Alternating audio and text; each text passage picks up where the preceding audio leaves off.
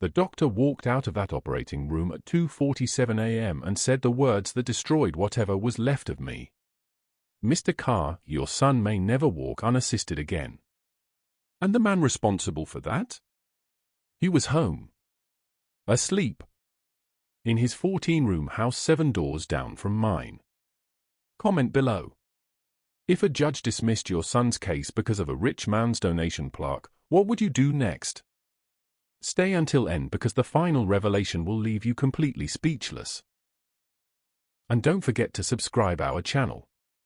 My name is Daniel Carr, and I want you to understand something before this story goes any further. I am not a hero. I am a 53-year-old maintenance supervisor who drives a crack-2009 Ford F-150, packs a sandwich for lunch every single day, and has never once in my adult life felt powerful. But what happened to my son, Eli, on the night of October 14th, on the corner of Clearwater Drive and Meridian Avenue in Fairhaven, Ohio? That changed what kind of man I was willing to become. Eli was 22 years old. He was working the closing shift at Freshmart on Meridian, stocking shelves until 11:30 p.m., and he was riding his bicycle home, the same route he had ridden for nights a week for the past 8 months, when a black Range Rover ran a red light at 47 miles per hour through a completely empty intersection. The impact launched Eli 7 feet through the air. The bicycle folded in half on contact. My son landed on his left side on the asphalt, and the Range Rover, never braked, not once, accelerated away into the dark. A woman named Paulette Marsh, driving home from a night shift at Fairhaven General Hospital, saw it happen from the opposite lane. She called 911. She stayed at the scene until the ambulance arrived. She described the vehicle, the direction, the speed. The police knocked on Marcus Holloway's door the following morning. They left without making an arrest.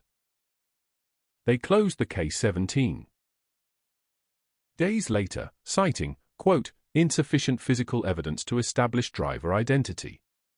I found out about the case closure by phone. Officer Brenda Tuttle called me at 4:15 p.m. on a Tuesday while I was replacing a boiler valve at Jefferson Middle School. I sat down on the floor of that boiler room and I held the phone against my leg for a long time.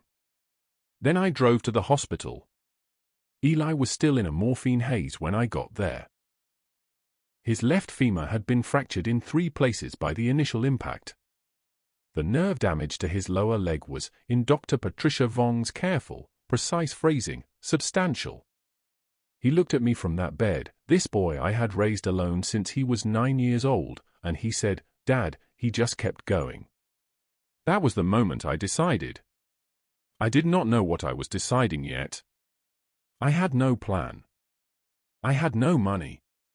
I had no connections to any lawyer worth hiring or any investigator worth trusting. All I had was a notebook, a maintenance worker's eye for systems and how they fail, and 29 years of learning how to fix things that other people had given up on. What I did not know yet was that Marcus Holloway's housekeeper had seen the front bumper that morning. And she was terrified to say a single word about it. The Fairhaven Police Department is not a corrupt organization in the dramatic, cinematic sense of that word. There is no smoke-filled room. No one is getting bags of cash slid across a desk in a parking garage. What there is, and what took me 3 weeks of sitting with a legal pad in my kitchen at midnight to fully understand, is something far more ordinary and far more infuriating. There is a culture of deference. A polite, professionally worded, completely systematic tendency to look away from the things that powerful people in this town do not want looked at. Marcus Holloway's name is on a bronze plaque in the lobby of the Fairhaven Precinct building. Marcus Holloway Property Group Benevolence Award. I know, because I drove to that precinct and I sat in the parking lot and I looked at it through the glass lobby doors with a pair of binoculars I borrowed from my neighbor Carl. I wrote down the name of the award, the year it was established, and the donation amount listed beneath it, $240,000, contributed over 6 years. I put that page in a folder I labeled evidence. By the end of October, that folder had 43 pages in it. Eli came home from the hospital on November 2nd. He came home in a wheelchair. Dr. Vong was cautiously optimistic about his long-term mobility. That is a direct quote from her discharge notes, which I read 17 times, but cautiously optimistic is a phrase specifically designed to protect a doctor from the consequences of saying something true. He could not feel his left foot consistently. Some mornings he woke up and the feeling was there, buzzing and faint, like a radio station almost in range. Other mornings there was nothing. Just absence where a foot used to be. My brother Roy called me from Columbus every Sunday morning. Roy is a good man. He meant well. He said things like, "Daniel, you have to let the legal process run its course." I said, "Roy, the legal process already ran. It took 17 days and it went exactly nowhere." Roy went quiet for a moment and then said, "You sound different." I was different. I just had not finished becoming what I was turning into yet. My co-worker Dennis Fraley, who had been my closest friend for 14 years and who knew me as the man who showed up every day, did his work, went home, watched football, and did not cause trouble.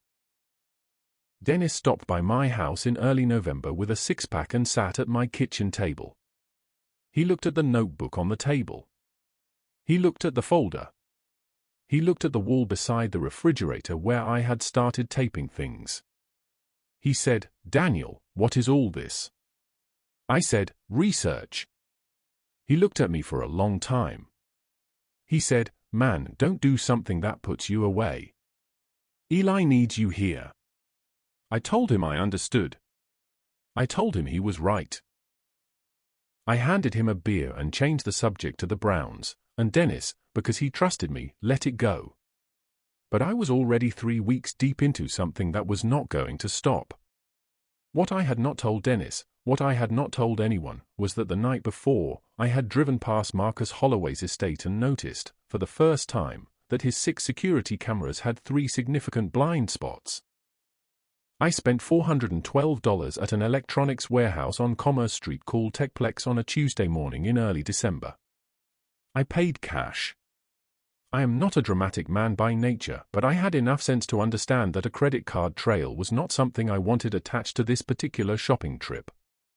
I bought 3 weatherproof outdoor cameras, the kind rated for rain, freezing temperatures, and low-light conditions.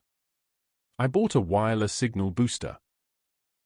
I bought a micro recorder, small enough to disappear into a breast pocket, voice-activated, with 48 hours of battery life. The young man at the counter, name tag said KYLE, maybe 23, watched me set everything on the counter and said, "You doing a home security setup?" I said, "Something like that." Kyle nodded like he had heard that before. The cameras went up over 3 consecutive nights in mid-December, between 1 a.m. and 3 a.m., when Clearwater Drive was completely dark and silent. The first one I mounted inside the rusted mailbox of the abandoned Hargrove property, 3 houses north of mine. The Hargrove house had been sitting empty for 2 years after a foreclosure, no lights, no activity, no one to ask why the mailbox had a new lens in it. That camera pointed south, covering the intersection at Clearwater and Meridian. Exactly the intersection where Eli was hit. The second camera went into the fork of an oak tree on the Clearwater Drive median, 17 feet up. I used the lineman's climbing spurs I had kept from a job 20 years ago. That camera covered the northbound lane and the approach to Marcus Holloway's driveway. The third camera I attached beneath the eave of my own garage, angled north. It covered my end of the street. All 3 fed wirelessly to a signal booster I installed in my attic, connected to a prepaid router I had purchased with cash from a Walmart in Westfield, 40 minutes from Fairhaven. Everything recorded to a 2 terabyte hard drive locked in a fireproof document box under my workshop bench. I had been keeping a physical observation log for 47 days by the time the cameras went live. Handwritten. Every entry had a timestamp, weather conditions, which vehicle Marcus drove, what direction he traveled, what time the garage lights activated. Marcus Holloway drove the Range Rover every weekday morning at 8:15 a.m., heading east on Clearwater toward Route 9. He returned between 5:45 and 6:30 p.m., depending on the day. Thursday evenings, he left again at 7 p.m. He returned at 9:30 or 9:45. I checked the Fairhaven Athletic Club on Preston Boulevard and confirmed they had a private racquetball reservation system for members. I did not need to confirm whose name was on the Thursday slot. His housekeeper, a woman named Rosa, arrived Tuesdays and Fridays at 9 a.m. She drove a silver Honda Civic with a dent in the rear passenger door. I did not know Rosa's last name yet. I did not know what she had seen. But I had noticed that she never once looked at the front of the Range Rover when she walked past it.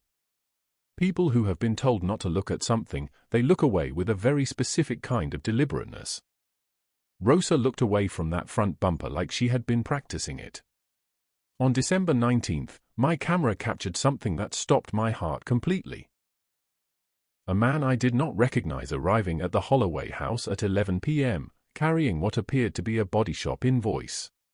The man with the invoice turned out to be a claims adjuster from a private insurance company called Veritas Coverage Solutions, based in Columbus.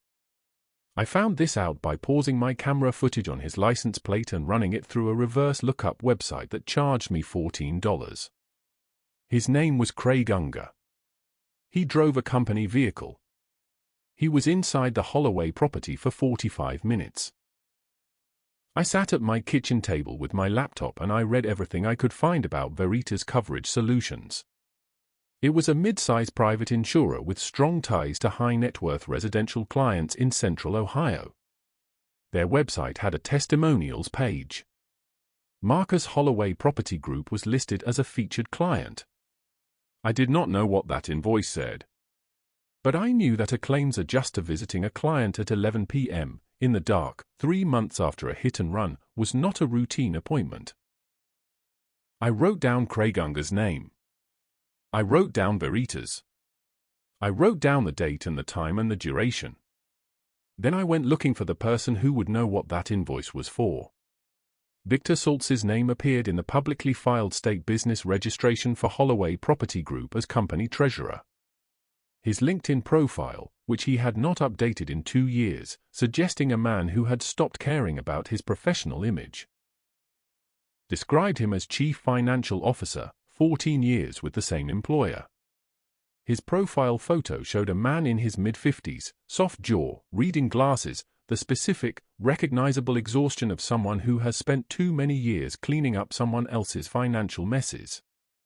I found him the same way I found everything, carefully, methodically, one small piece at a time. Victor Saltz drank alone at a bar called Pine Ridge Tap on Thursday evenings. I know because I followed Marcus Holloway's Thursday night schedule back in reverse. Marcus went to the athletic club. And I had 2.5 hours, and I spent for consecutive Thursdays in December simply canvassing every bar within a 10-minute drive of Holloway Property Group's downtown office. I found Victor on the third Thursday, at the far end of the Pine Ridge bar, nursing a draft beer and staring at a college basketball game with the focused blankness of a man who is not actually watching basketball. I sat 2 stools away. I ordered a beer I did not drink. I watched the game. Victor looked over at me after about 15 minutes and said, "You follow college ball?" I said, "Enough to have opinions." He smiled the tired smile of a man who wants company but cannot remember how to ask for it. We talked about basketball for half an hour. I told him my name was Dan Mercer. I told him I was an independent contractor who had done commercial renovation work in the Heights area for the past few years. Victor said, "Oh yeah? I know some of those neighborhoods. We do a lot of development out there." I said, "What kind of development?" He said, "Real estate. Big portfolio." "Not my company, I just handle the books." He said it the way people say things when they want you to ask a follow-up question. So I asked the follow-up question. And Victor Saltz, after his second beer, told me more than I expected. By his third beer, Victor said something that made my entire body go cold. "Marcus called me the morning after some incident. Told me to process a front-end repair claim and keep the notes minimal. I didn't ask what happened. I never ask what happened.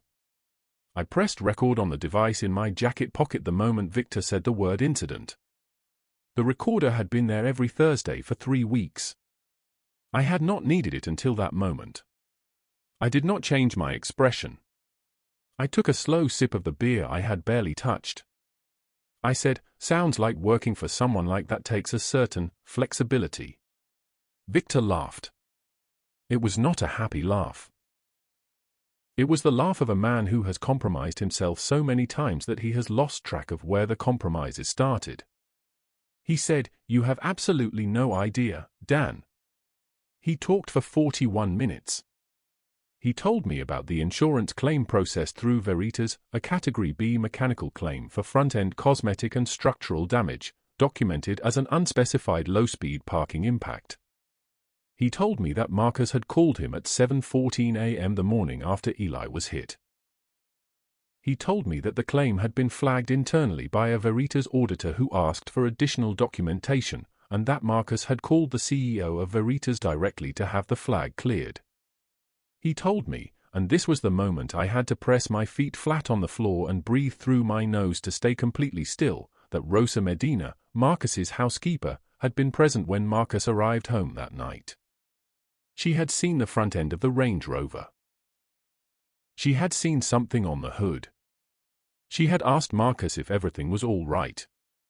Marcus had told her that she had not seen anything, and that she should understand very clearly what that meant for her continued employment and her family's living situation, given that Rosa's sister and 2 nephews were living in a unit in a Holloway-managed building on Prospect Street. Victor said that last part quietly, looking at his beer. He said, "I don't know what happened that night, Dan. I just know that Marcus has a way of making problems disappear. Always has." I said, "Does that bother you?" Victor was quiet for a long moment. He said, "I have a daughter at Wesleyan. I have a mortgage on a house I bought in 2018 at the peak of everything." He did not finish the sentence. He did not need to. I drove home at midnight. I sat in my truck in my driveway for 20 minutes with the engine off. Eli's bedroom light was on. He was still awake at midnight most nights, the nerve pain made sleeping difficult, and Dr. Vong had been reluctant to increase his pain medication because of concerns about long-term dependency. I sat there and thought about Rosa Medina, who had seen something on the hood of that Range Rover and had been threatened into silence with her family's housing. I thought about what it means to have power over someone. Then I thought about what it means to take that power away from them. The next morning, I called Adrienne Cole's law office on Commerce Street. Her assistant answered. I said, "My name is Daniel Carr. I have a recorded confession, surveillance footage, and an insurance document trail. I need to speak with Ms. Cole as soon as possible." The assistant was quiet for exactly 2 seconds. Then she said, "Can you come in Saturday morning?" What I did not yet know, and what Adrienne was about to tell me in that office, was that Rosa Medina had already tried to come forward once, 6 weeks earlier, and had been visited at her home by someone she described only as a man in a grey suit who was very polite and very frightening.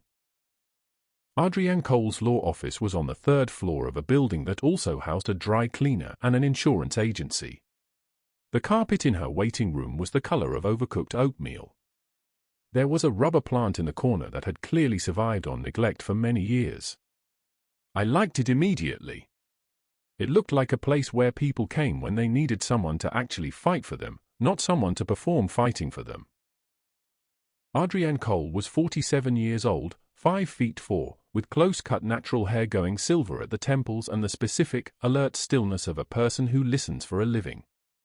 She had built her practice in Fairhaven over 19 years on civil rights cases, wrongful termination suits, and negligence litigation, the kind of work that does not make you wealthy but that builds a specific kind of reputation in a town like this.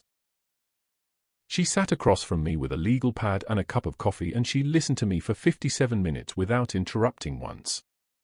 When I finished, she was quiet for a long moment. She said, "Play me the recording." I played her the recording on my phone, volume up, the micro recorder file transferred and saved 3 times on 3 different devices. Victor's voice, slightly slurred from his 3rd beer, completely clear on the microphone. The insurance claim. The morning call from Marcus. The words, "Keep the notes minimal." Adrienne listened to the entire 41 minutes without writing anything. When it ended, she picked up her pen. She said, "Ohio is a one-party consent state. You consented to being recorded. This is admissible." I said, "I know. I checked before I started using the recorder." She looked at me over her legal pad. She said, "Mr. Carr, how long have you been building this?" I said, "Since the case closed." She said, "That is approximately 3 months." I said, 3 months, 4 days. She was quiet again. She said, "Tell me about the cameras." I told her about the cameras. I showed her the footage on the laptop. She watched the Range Rover leave and return to the Holloway property across 17 separate recorded days. She studied the timestamp data. She asked about the Meridian and 4th Street traffic camera.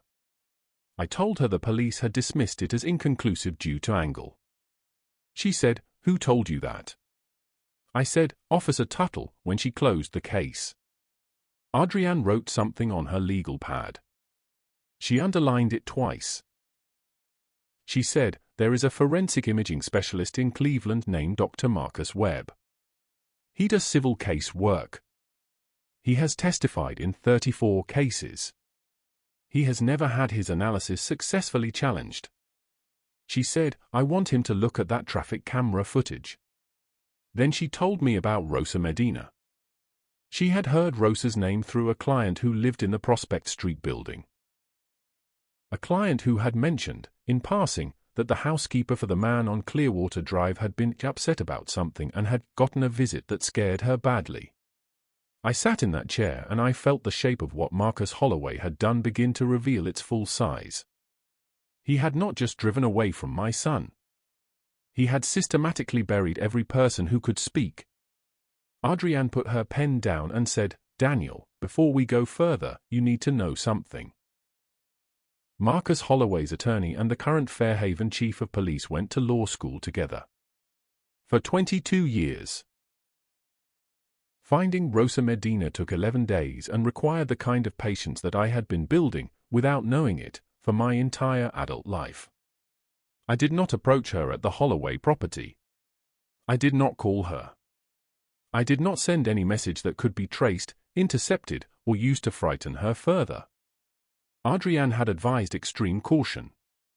She said, "If Marcus finds out we are approaching witnesses, he will have Rosa and her family out of that Prospect Street unit within 30 days, and then she has nothing to lose but also nothing to fight with." Rosa Medina cleaned houses for a living. She had 4 clients in the Fairhaven area, and one of them, a retired school teacher named Evelyn Park who lived on Dunmore Avenue, was a former client of Adrienne's from a property dispute 7 years earlier. Evelyn Park, when Adrienne called her, said, "Yes, Rosa cleans for me on Wednesdays. She is a wonderful woman.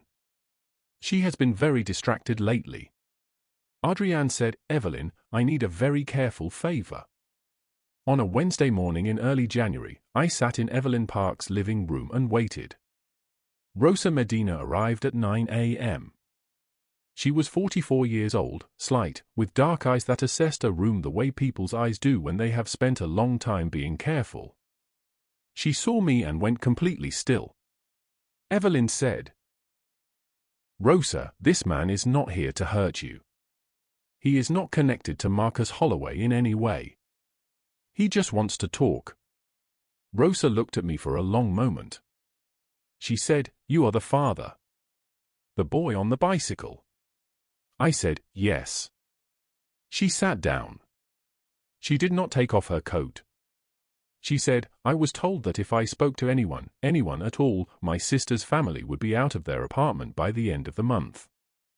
Her children are 7 and 4 years old." I said, "I understand." I need you to know that there is a plan in place to protect your sister's housing regardless of what Marcus does. Adrienne Cole is the attorney handling that. It is already in motion.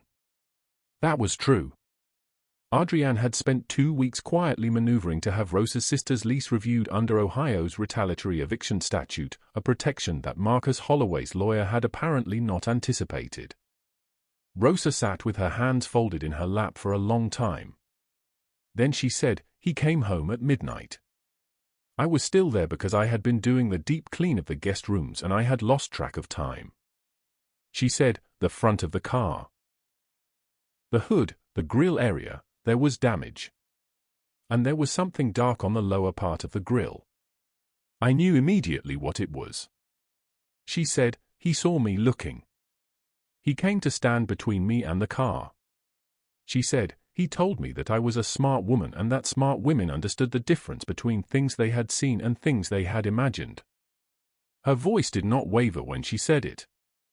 But her hands tightened in her lap. I said, "Rosa, my son may never walk without a brace." She looked at me. For a long time, she just looked at me. Then she said, "I will speak to your lawyer." 3 days after Rosa agreed to cooperate, someone put a folded note under the windshield wiper of her Honda Civic. The note had 3 words on it: "You were warned." The note under Rosa's windshield wiper was documented, photographed, placed in an evidence envelope, and handed to Adrienne Cole within 4 hours of Rosa finding it. Adrienne immediately filed an emergency motion for witness protection under Ohio civil procedure rules, naming Marcus Holloway specifically as the individual with both motive and demonstrated history of witness intimidation. The motion was heard by Judge Catherine Marsh of Fairhaven County Court. No relation to the Paulette Marsh who had called 911 the night Eli was hit, on a Thursday morning. Marcus Holloway's attorney, Philip Drury, appeared in that courtroom in a suit that I later found out cost $4,000. He was 61 years old, silver-haired, with the polished, unhurried confidence of a man who has never, in his professional life, lost something he truly cared about keeping. He argued that the note was unconnected to his client, that the motion was procedurally premature, and that Daniel Carr was a grieving father engaged in a targeted harassment campaign against a private citizen.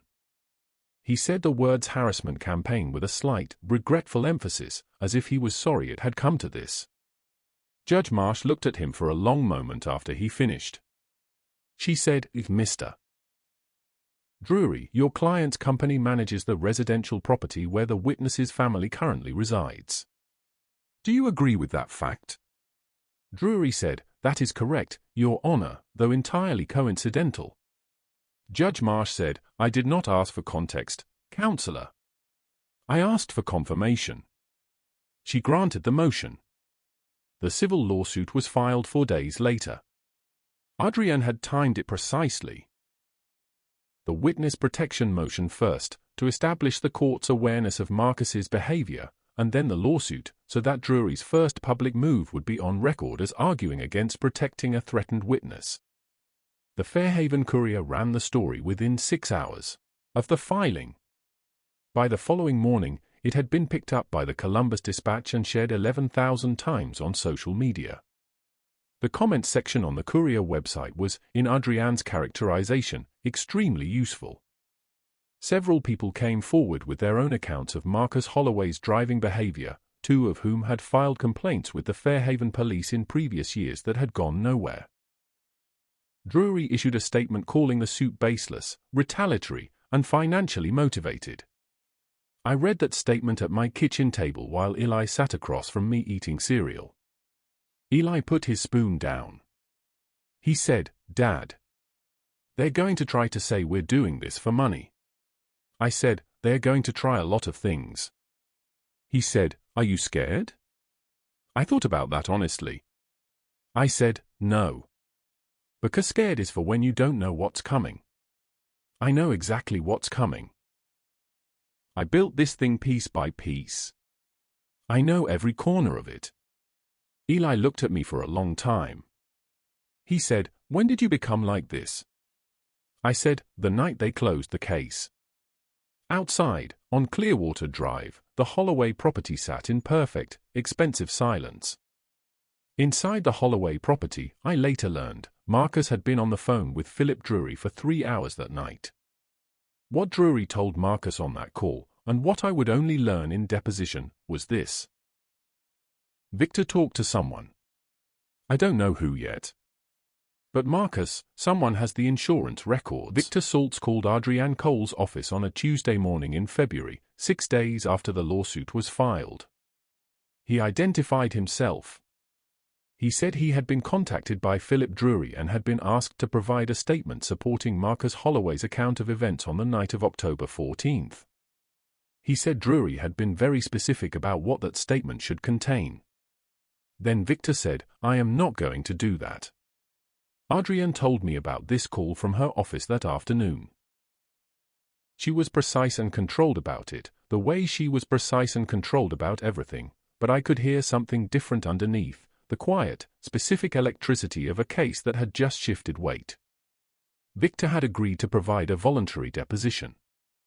He had retained his own attorney, a woman named Sandra Osei from a Columbus firm who specialized in white-collar whistleblower cases.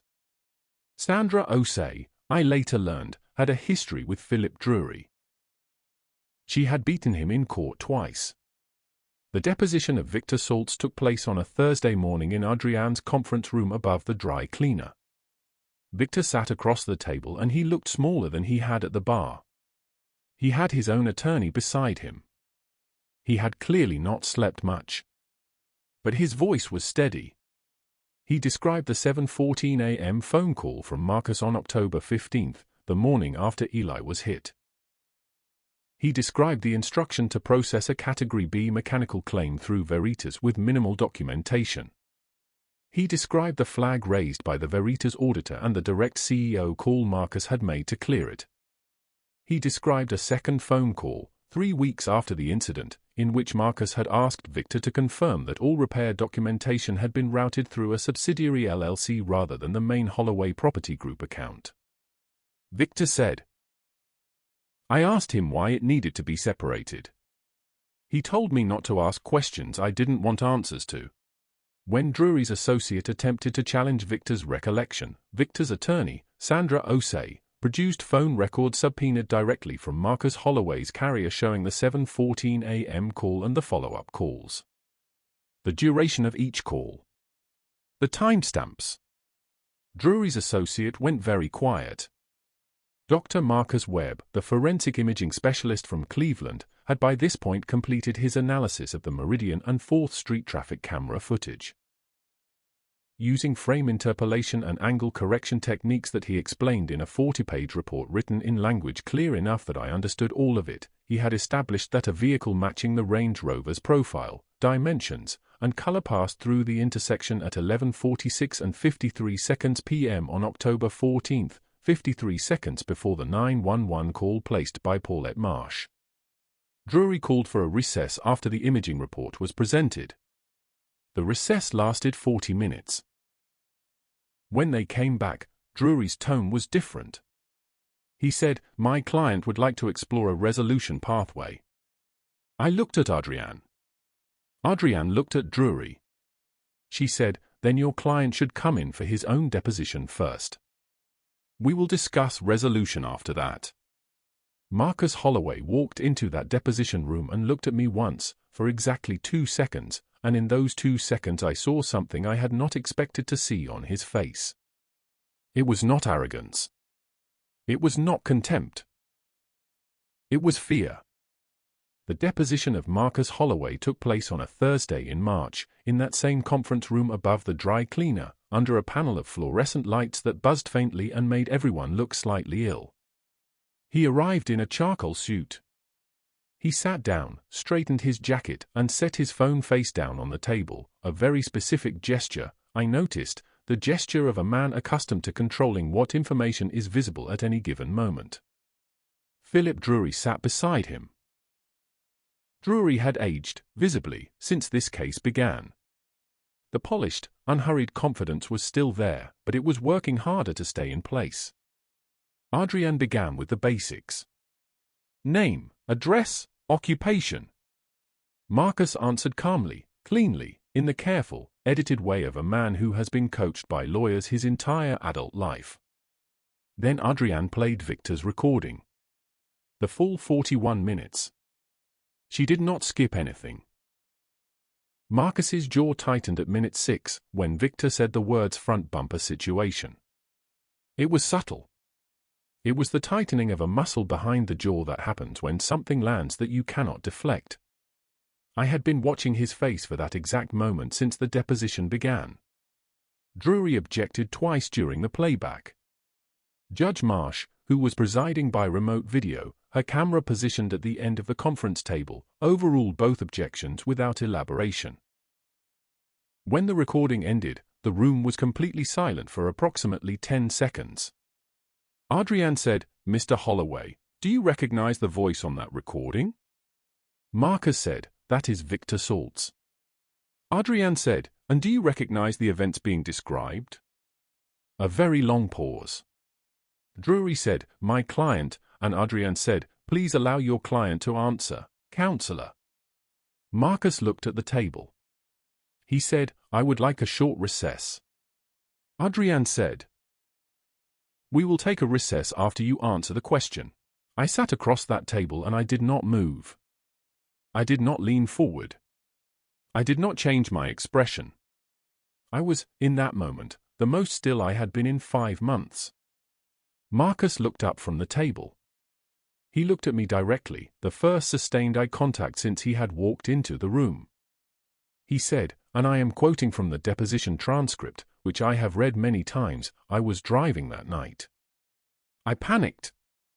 I should not have left the scene." Philip Drury put his pen down. The recess that followed lasted 2 hours and 19 minutes, and when they came back, settlement terms were on the table. I will not put the number in this document. Adrienne advised against it, and I agreed. But I will tell you what the settlement required, beyond the financial terms. It required that Marcus Holloway resign from the Fairhaven Chamber of Commerce Board, the Fairhaven Arts Foundation Board, and the County Planning Commission. 3 positions he had held for a combined total of 27 years.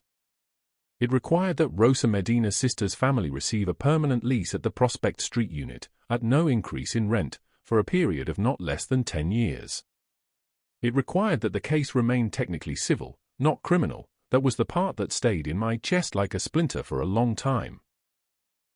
The week after the settlement, the Fairhaven precinct removed Marcus Holloway's name from the bronze plaque in their lobby.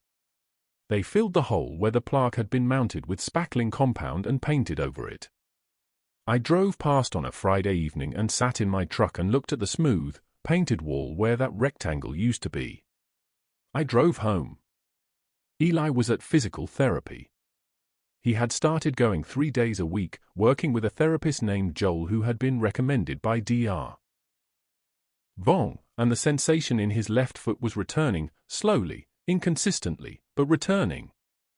When Eli came home that evening, he walked in on his crutches, sat down at the kitchen table, and said, "How do you feel?" I sat down across from him. I said, "Tired." He said, "Is it done?" I said, "The legal part is done." He said, "What about the other part?" I looked at my son, this boy who had called me from his bicycle on the way home from work, who had texted me memes at midnight, who had stood at a mountain summit with his arms wide open, and I said the most honest thing I had said in 5 months. I said, "The other part is going to take a lot longer, Eli." He nodded. He understood. Outside, Clearwater Drive was quiet. The limestone facade of the Holloway property was dark for the first time since the case began. Marcus had listed it for sale the week before. A for sale sign stood at the edge of his perfect driveway. I looked at it through my kitchen window. And I did not feel what I thought I would feel. I felt the weight of everything it had taken to get here. Every silent night in the truck. Every Thursday at that bar. Every morning I had watched my son try to feel his own foot. Justice, I had learned, does not feel like winning. It feels like putting down something extraordinarily heavy after carrying it for a very long time. It feels like the quiet after.